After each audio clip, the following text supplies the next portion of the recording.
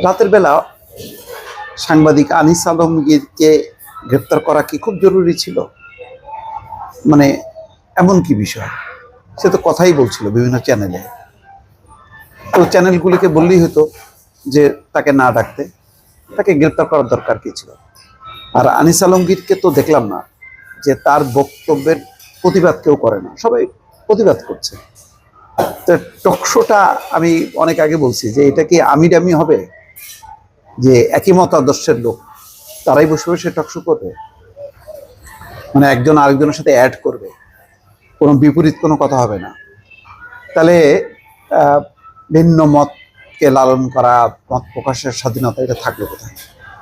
গেল। তারপরে দেখেন ভারতীয় হাই কমিশনারকে হঠাৎ করে ডেকে নেওয়া হলো। বলা হচ্ছে যে বাংলাদেশের সন্ত্রাসী কর্মকাণ্ডে উস্কানির সুযোগ দেওয়া এবং হাদির যাতে পলাতক খুনিরা আশ্রয় না নিতে পারে। আচ্ছা, ভারতের তো একটা রাজনৈতিক অবস্থান আছে, হাদির হত্যাকারীরা ভারতে আশ্রয় নিছে, এটা কি নিশ্চিত? কে বলছে? ডিএমপি কমিশনার বলছে যে হাদিকে যারা হত্যার চেষ্টা করছে তারা দেশেই আছে।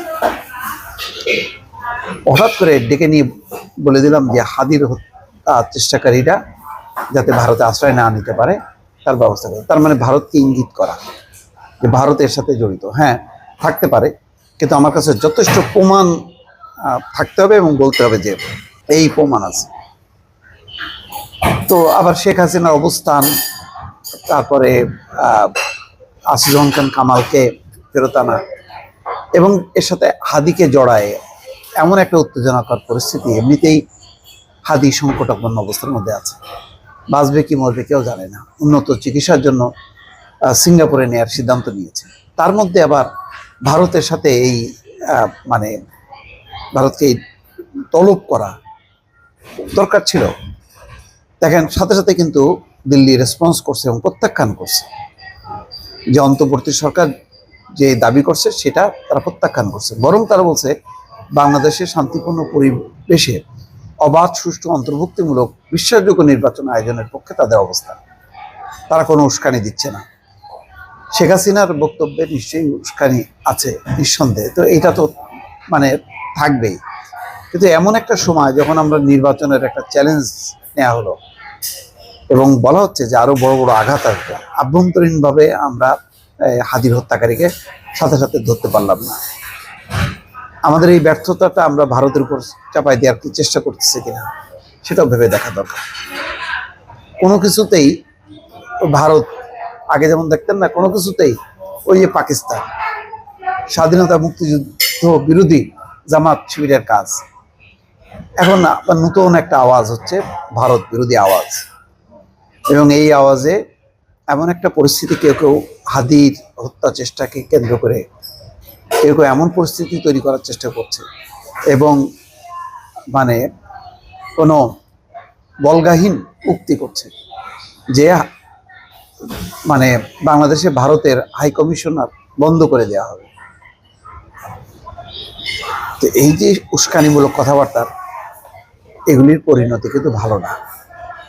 যেখানে বিএনপি বলছে যে যে কোনো মূল্যে নির্বাচন করতে হবে এবং নির্বাচনের জন্য প্রস্তুত। আজকে মির্জা ফখরুল ইসলাম আলমগীর বলেছেন যে যারা ৭১-এর মানে বাংলাদেশের মুক্তিযুদ্ধের বিরুদ্ধে ছিল তারা এখন নতুন বাংলাদেশ গড়ার স্বপ্ন দেখছে, এটা বিশ্বাসযোগ্য না। এই কথার মধ্যেও কিন্তু ইঙ্গিত আছে। তারপর দেখেন আজকের এই দিনটায়, কালকে রাতের বেলায় জানা গেল সুদানে, যুদ্ধ বিধ্বস্ত সুদানে ৬ জন বাংলাদেশি সৈন্য নিহত হয়েছে। তাদের নাম পরিচয় প্রকাশ হয়েছে, তাতেও বাংলাদেশের মানুষ শোকাহত। তো এর মধ্যে যদি মানে রাতের বেলায় হঠাৎ করে অনেকেই বলছিল যে সাংবাদিক আনিস আলমগীরকে গ্রেপ্তার করা, তার বক্তব্য সহ্য হচ্ছিল না, কেন আওয়ামী লীগকে নির্বাচনে অংশ নেওয়ার দাবি জানাচ্ছে। ভাই, দাবি জানাতে পারে, আপনি ভিন্ন বক্তব্য, আমিও তো বলছি যে আমারও ভিন্ন বক্তব্য আছে না। আওয়ামী লীগের এইভাবে রাজনীতিতে পুনর্বাসিত হইতে পারে না, আওয়ামী লীগের রিয়েলাইজেশন ছাড়া হইতে পারে না।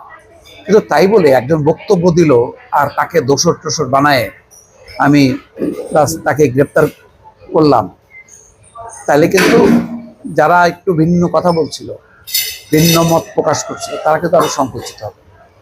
এই পরিস্থিতির সৃষ্টি করার দরকার ছিল না। বাংলাদেশে এখন দেখেন বাংলাদেশের গুরুত্বপূর্ণ একজন নেত্রী বেগম খালেদা জিয়া, তিনিও মৃত্যু সজ্জায়, তাকেও বাঁচানোর চেষ্টা চলছে। হাদি মতন একজন প্রতিবাদী কণ্ঠ, তাকে স্তব্ধ করার চেষ্টা করা হয়েছে। তাকে শুধু স্তব্ধ করা না, তার মধ্য দিয়ে নির্বাচন বানচালের একটা চেষ্টা, যেটা অনেক চ্যালেঞ্জ, যেটা ডক্টর মোহাম্মদ ইউনূস আহ্বান জানাইছে 3 দলকে, যে আপনারা মত পার্থক্য থাকুক, মতভেদ থাকুক, কিন্তু এমন কিছু করবেন না যাতে দেশের ঐক্য, শৃঙ্খলা, শান্তি বিনষ্ট হয় এবং অন্যরা সুযোগ পায়। এখন কি আমরা এমন কোনো কাজ করে আমরা সেই সুযোগটা তৈরি করে দিচ্ছি কিনা, আমার কিন্তু যথেষ্ট সন্দেহ হচ্ছে। সুতরাং দেখেন, প্রতিটা দিন এক একটা দিন যাচ্ছে, আমরা নতুন নতুন শঙ্কার দিকে যাচ্ছি।